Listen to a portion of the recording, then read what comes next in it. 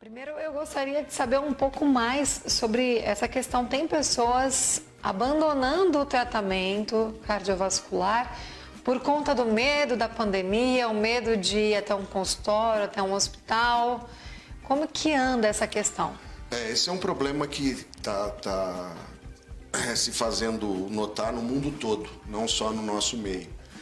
As pessoas acabam entrando num certo grau de pânico, né? E naquela ânsia de se proteger, acaba menosprezando alguns outros aspectos relacionados à própria saúde e que são, às vezes, até podem ter consequências mais nefastas e graves do que propriamente a infecção pelo Covid.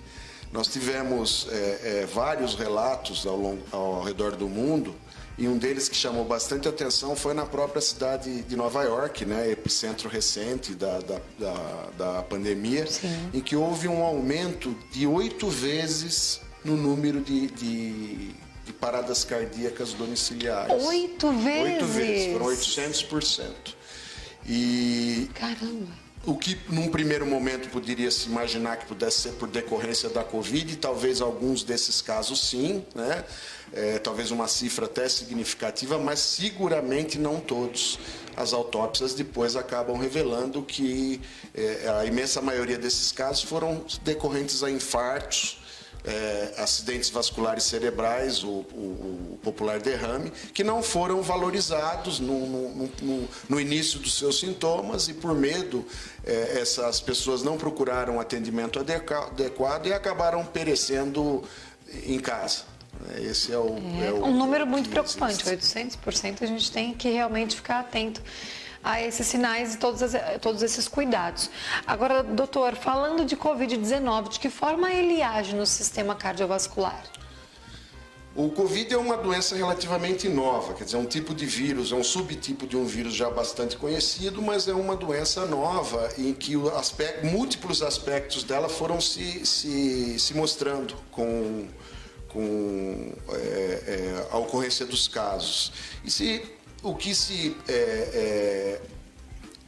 nota hoje que trata-se de uma doença que ela é multissistêmica. A gente imagina que seja só pulmonar, não é só pulmonar. Isso, quando eu digo isso, não são todos os casos de Covid. Obviamente é muito importante que se saiba que a imensa maioria das pessoas vai entrar em contato com o vírus e talvez a maioria delas passem por um pequeno mal-estar ou até por nada.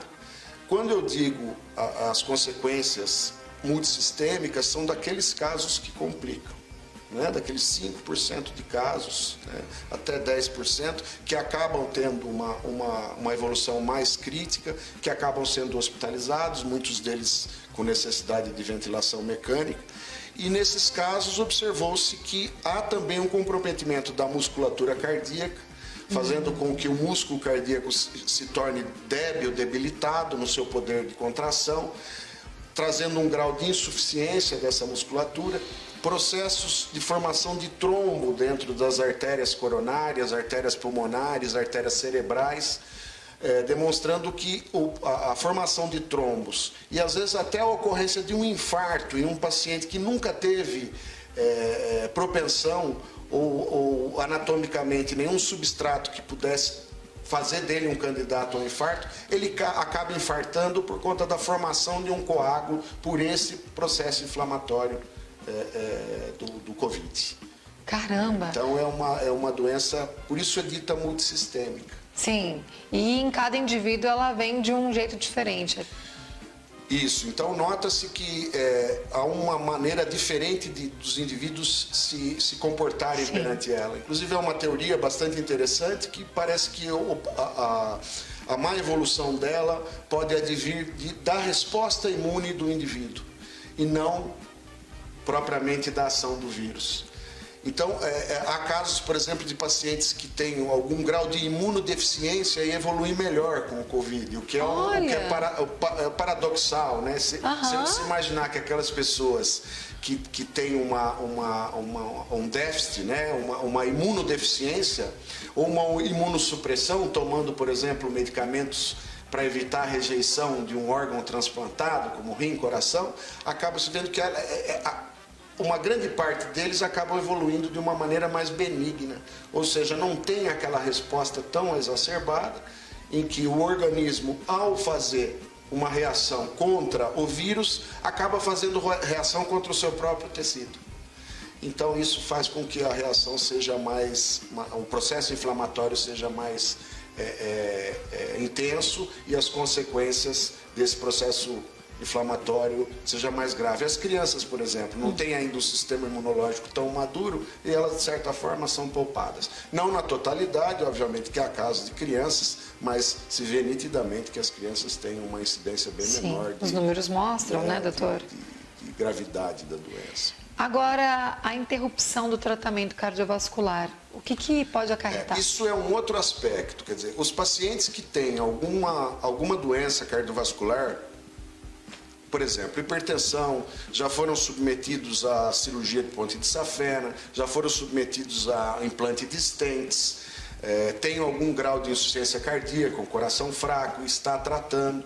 Eles têm a tendência de, quando entrar em contato com o vírus, ter uma evolução um pouco pior. Mas isso é para qualquer doença, eu diria. Sim. Né? Se você tem uma doença subjacente, e as doenças cardiovasculares sempre estão envoltas nisso porque elas são preponderantes na população, ainda é a doença que mais mata no mundo, quer dizer, são 17 milhões de pessoas por ano que perecem de doença cardiovascular. Quando você vê esses números, dá para se ter uma noção do o quanto é importante não deixar de olhar 17 milhões para esses casos. E esses indivíduos que são debilitados por essa doença pré-existente, em contato com qualquer outra doença, eles vão ter uma evolução sempre pior. E no caso do Covid, acaba se comportando da mesma forma. Então, essas pessoas que já têm uma doença cardiovascular, o que é mais preponderante ainda em idosos, se você for imaginar acima dos 70 anos, 70% das pessoas têm hipertensão. Sim. Então seria aí o grupo de risco a ser protegido de uma maneira mais agressiva, eu diria. Agora, doutor, quais aqueles sintomas que o indivíduo, quando sente, ele tem que correr para o hospital? Você me diz isso baseado no sintoma dele achar que está com Covid ou com uma doença cardiovascular? Eu acredito que do Covid a gente já ouviu bastante, né? Isso, eu acho que mas no cardiovascular. Claro. Então é isso. O que mais preocupa, dentro do cardiovascular, eu vou extrapolar até para a parte cerebral, que é muito importante também, que é o derrame. É a dor no peito constritiva, que nós chamamos. Nós nunca dizemos assim, eu tenho uma dor empontada. A dor empontada não é do coração. A dor cardíaca é uma dor em aperto, constritiva, que mantém-se ao longo de alguns minutos e que traz angústia naquele momento e que costuma irradiar para a garganta, queixo e principalmente o membro superior esquerdo. Pode irradiar para o direito, às vezes para as costas. O que é irradiar? É uma dor que começou no peito e que de repente se sente reflete. Que é como se ela refletisse, né, para um desses locais. Mas chega a ser uma coisa que dói ou é um leve incômodo? Varia muito. Há pacientes que relatam uma dor lancinante, insuportável e com uma sensação de morte iminente.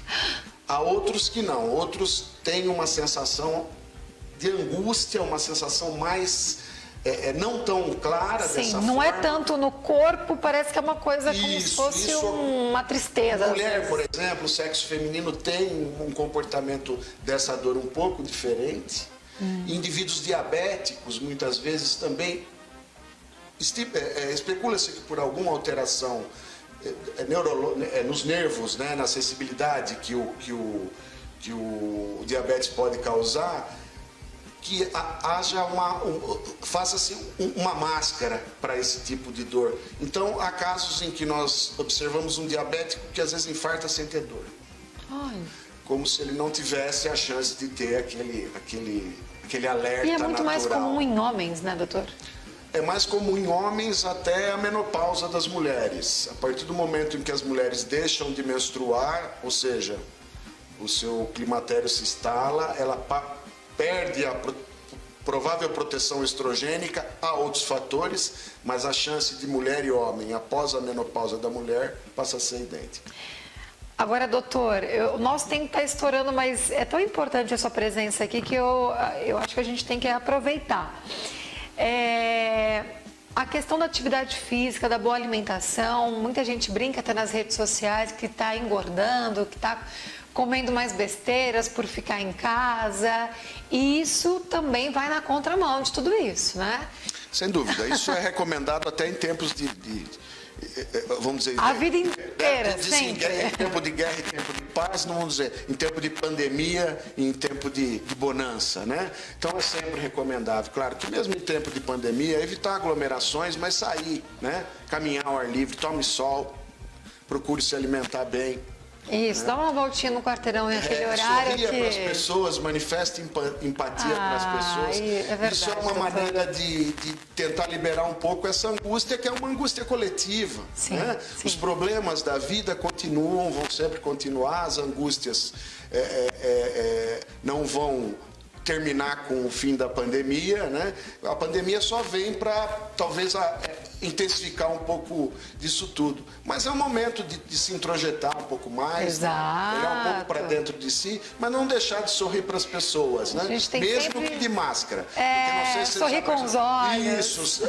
Como a gente vai aprender a ver o sorriso no outro com máscara. E ver que o sorriso não é só uma boca. E os olhos são o espelho da alma, né? Sem então dúvida. sorria com os olhos. Essa é uma época boa para a gente exercitar essa percepção. Exato. Agora, doutora, já indo para as considerações finais, a gente percebe, pode até ser um pouco polêmico que eu vou entrar aqui, mas a questão da mídia sensacionalista.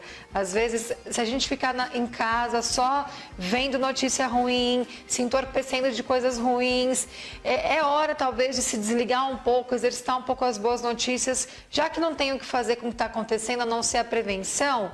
É bom se desligar um pouco disso para cuidar mais aí do coração nesse sentido da aflição e disso tudo que você já entrou também no assunto. Eu acho necessário. Eu acho que a TV tem que ser desligada. Eu acho que você tem que, nesses momentos que for impossível não estar em casa, procurar ver um filme, ler um livro, fazer outras coisas, né? Sair daquela absorção de notícias, porque não há notícias boas nesse se momento, possa esperar, né? nesse momento, né? As notícias boas, elas acabam até sendo sobrepujadas por essa quantidade absurda de situações lamentáveis que nós temos nos deparado. Uma politização completamente absurda, né? Exato. O que eu recomendo é que nós tenhamos ouvidos para as orientações técnicas. As orientações técnicas são comuns ao mundo todo e eu recomendo que se fique em casa, que as pessoas que puderem ficar em casa, que fiquem em casa, e vamos confiar que as autoridades possam fazer uma reabertura racional. Certo. Nós estamos chegando num momento agora em que eu entendo que os menos favorecidos vão começar a sofrer. Essa doença é uma doença que começou pelas classes mais abastadas. Sim. E agora nós vamos talvez mudar um pouco esse perfil e começar a ver o acometimento dos nossos co-irmãos menos favorecidos. E esse é o momento que talvez a gente tenha que ter mais cautela e ser muito mais um ser para o outro do que um ser apenas para nós mesmos. Perfeito. E de resto, não desvalorize o seu sintoma cardiovascular. Se você tiver dor no peito, falta de ar, sensação de perda de força em algum dos membros, queda de um lado da boca, dificuldade para falar, procure imediatamente um serviço médico de urgência. Isso em qualquer idade, né, doutor? Em qualquer idade, tá? Esse serviço médico está pronto para lhe atender da melhor forma possível e com todos os cuidados necessários para minimizar a possibilidade de você contrair um Covid, um coronavírus naquele ambiente hospitalar. Negligenciar isso é o mais nefasto de tudo. Aí é muito nocivo e a gente pode ter uma mortalidade muito maior.